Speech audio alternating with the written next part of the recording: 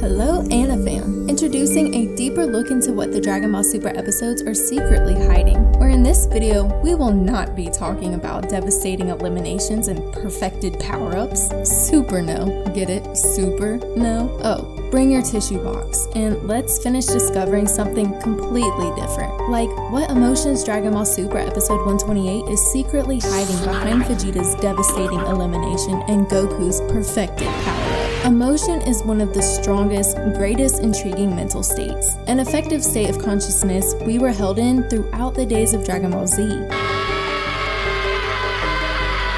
And here we are, getting excited about a 30-second backstory on the mortal, stronger than a god of destruction, Jiren. Why hype up a panicking loss of loved ones, when all you gotta do is show a few meaningless shadows? But let's look deeper at Dragon Ball Super episode 128's emotions. Just what are the creators hiding behind Vegeta's elimination and Goku's perfected power-up? The episode picks up where Goku is unable to move, and Vegeta is being forced to fight Jiren alone. Jiren hits both of the fighters where it really hurts, when he says how ridiculous it was for Android 17 to sacrifice himself for weaklings such as them, implying that no matter how much teamwork Universe 7 uses, no one will ever get by him. Vegeta tries to go Super Saiyan, but after failing, he gives a suspiciously familiar, cocky statement of, "This form is enough for the likes of you." Maybe the creators are hiding something behind those words. So if you look at all the times Vegeta has said something cocky and compare it to what he's now saying to Jiren, things start to feel not so similar anymore. You see, the Vegeta that Dragon Ball Z gave to us was very ungrateful and undeserving of any cockiness. Some prince to give up everything special to him just to unsuccessfully get an edge over Goku, which is exactly the same emotion we're getting from this unrealistic statement of being able to win against Jiren while still in his base form. So, where is this huge difference for Vegeta? Well, in this moment, Vegeta keeps realizing how ridiculously heavy Jiren's punches feel, even though just showing his raw, unselfish feelings completely void of that usual cockiness is one of the things we never would have heard come from the Prince of Saiyans. He still yet refuses to give in to this, and if you had to choose, we would say the awesome, well-deserved moment he got his own unique form has just been highly surpassed by this moment of determination, and his emotional changes from those evil Dragon Ball Z days isn't over just yet. It's after Vegeta gets punched out of consciousness and off the stage, saved from elimination by the sheer luck of a crack in a random rock snatching the fabric of his right boot. He finds a way to really push himself back up for one final round through the voice of his wife awakening him from his subconscious. In fact, Vegeta is so out of it that he even begs her to let him sleep just a little longer, as if he's still in his bed at home, proving this time it isn't his selfish pride as a Saiyan prince, whose cockiness once told him that his title gives him the right to be the strongest. No, this time it's the emotions that he feels for another person who he's grown to love, and it's a sense of positivity, a sense of selfless motivation that will later give his almost unconscious body enough power to build up the energy for one last final flash, forever ending the negative outlook any person might still have lingering from decades ago about Vegeta, as well as bringing us back to that familiar state of consciousness that keeps us watching and rewatching Dragon Ball Z to this very day. And you might be thinking the writers were adding such emotion to this part of the episode specifically due only to the fact that it's Vegeta about to get eliminated, but then you get introduced to this. After Jiren asks Vegeta what could possibly make him continue on at this point, the true prince makes quite a bold statement that not only gets our attention, but also strikes a nerve for the emotionless Jiren. Vegeta states that there isn't a way to describe what his motivation is because Jiren doesn't understand what it means to fight for the sake of protecting another. This leaves Jiren speechless. And here's why this is secretly important to point now. Jiren has been convincing himself that trust is worth nothing, so he depends on himself only, and what that ends up doing is making it so he can never truly love another person aside from himself. Hence the reason for his stone cold demeanor. But did you realize this is actually the second hidden time someone has broken through Jiren's heart made of bricks? The first was when Android 17 started saying some pretty harsh facts to Jiren. For example,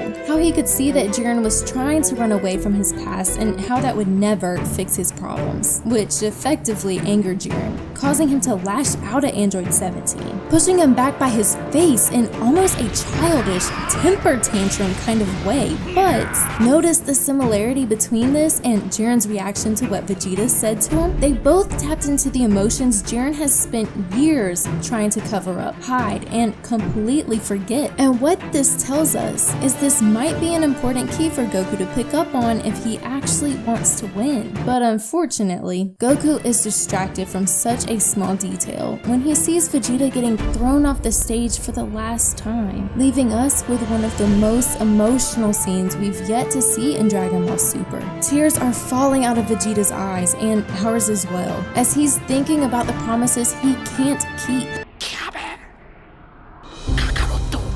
He will now never win the Super Dragon Balls to bring Kaba back or visit the planet Sadala. He now has no control over the protection of those closest to him, Bulma, Trunks, and Bola. Instead, he'll now be leaving everything in Goku's hands, his last tiny bit of energy floating towards Goku's limp body. And then, our brave warrior stands and makes a statement of his own that proves Goku is not simply a battle-hungry fighting machine. I had a few awesome people in the anime point out to me in the comments recently that the noble character Goku is portrayed as in the English versions of Dragon Ball Z is quite different from the original Japanese version. Toriyama never agreed with the Superman type of hero personality the dubs were giving to Goku, and instead, he wanted his main character to be unique, to be a battle-hungry Saiyan whose main goal was to strengthen his own self. This makes total sense, but I also know deep down that both the Japanese and English versions of Dragon Ball Z showed a side to Goku that is, even towards those he's never met, truly caring. And now that Vegeta's energy gives Goku the strength to stand again, this statement proves my point for me. Just before powering up to Super Saiyan Blue, Goku says, "Vegeta, I hear you loud and clear." Our main character is rising to the challenge in front of him for someone else. So, had enough touchy-feely moments for the day? Well, too bad. Episode 128 was giving us all the Dragon Ball Z inspired emotion they could find when Jiren ends Goku's confident stance pretty fast, throwing him into a rock and returning Goku to his base form, starting quite a panic. The rest of his sweating team is shown in the stands, Master Roshi turning his head in disgust at the sight of his student being defeated so terribly, Tien pointing out that not even Super Saiyan Blue is doing anything to Jiren. Did it ever? Rafflecopter! But leave it to Krillin, Goku's longest and closest friend, to remind everyone that they've always put their trust in Goku and he's never let them down, leading us to wonder, will this sense of trust that Jiren completely lacks be the winning, deciding factor between Universe 7 and Universe 11? Suddenly, Goku is forcing his hand to the ground, pushing himself to shakily stand up. He looks Jiren straight in the eyes, saying everyone is trusting in him, and he's not about to lose now, which expresses a suspiciously familiar resolve. Maybe something like this. I'm not going to let them down! This is what we've been waiting on. These heartfelt emotions describing Goku's deeper motivation is exactly the same. And you know, it was crazy enough that we saw someone breaking through Jiren's stone cold heart 2 episodes in a row, which is why, right before Goku states his resolve, Jiren is trying his best to convince Goku that he's already done for, pointing out Goku's far beyond reached his limit. So when Goku comes flying at him with yet another punch, Jiren is left speechless again. This reaction isn't shock from the fact Goku can all of a sudden move again. This is Jiren's shock after realizing Goku is using the trust his friends have in him in order to move. Totally going against Jiren's way of thinking, right? Even with the shock to his system though, Jiren manages to hit Goku over and over and over again without hardly any resistance until Goku's toes are barely standing on the edge of elimination. The Supreme Kai is seen shaking his head, declaring that Universe 7 has already lost. Oh, but us? We have nothing to fear. Is it because Goku is the main character? Never. It's because Goku's back is slouching over. His head is slumping. A shadow is covering his face. This stance can only mean one thing and one thing only. Ultra Instinct is returning. And sure enough, as the Anifam had predicted, this technique isn't coming back because Goku's life is in danger, which has been the reason he's achieved Ultra Instinct the previous 2 times. This time, Vegeta screams out to him, and the bangs covering Goku's eyes start to sway. He hears Jiren's foolish thoughts of trust begets nothing. Android 17 saying how much he likes doing something as human as sacrificing himself for others in his last moments. Each one of his teammates yelling out to him, Vegeta, giving away the last piece of energy, hope, and trust that he has left in him. Cue the music.